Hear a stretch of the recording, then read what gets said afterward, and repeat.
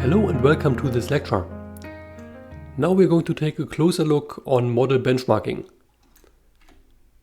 Because you might wonder which model is more powerful than another one. So we are going to study which of these models are comparably good versus each other, and the most prominent framework for checking the performance of the models is LM Arena. So you can just head over to lmarena.ai, and here I'm showing you the updated version of today. And at the time of the recording, Gemini 2.5 Pro is at the leading position, followed by some model from OpenAI. And if I want to bring myself up to date, I usually use LM Arena as a good starting point to understand which model is quite good. And you can also go more into detail, because here this is the overall result. But if you're interested in specific areas, something like mathematical capabilities, you can just filter for that category, and then only problems from that area are characterized. So here you can see actually the first positions have not changed. The same ordering is at play if we use that category, but depending on the field, it might show some different result. Okay, but this is just one area. There are also other benchmarks.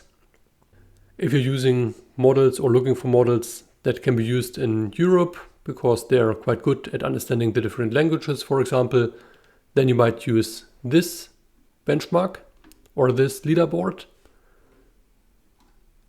Another one is provided by Vellum AI. We can also take a look at that one, because here they provide it in a nice graphical way.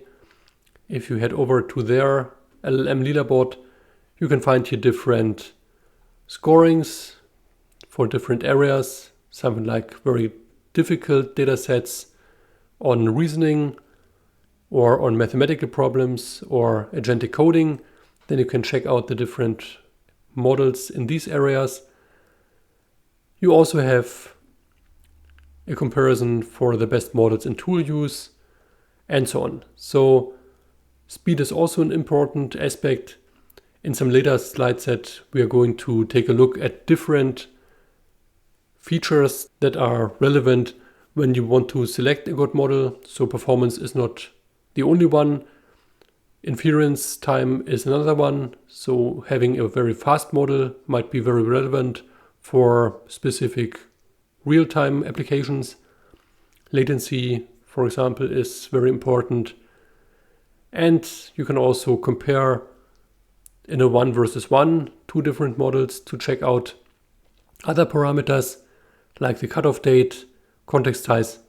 But we will cover all of these parameters in more detail at some later point. All right, that's it for this lecture. Thank you very much, and see you in the next one.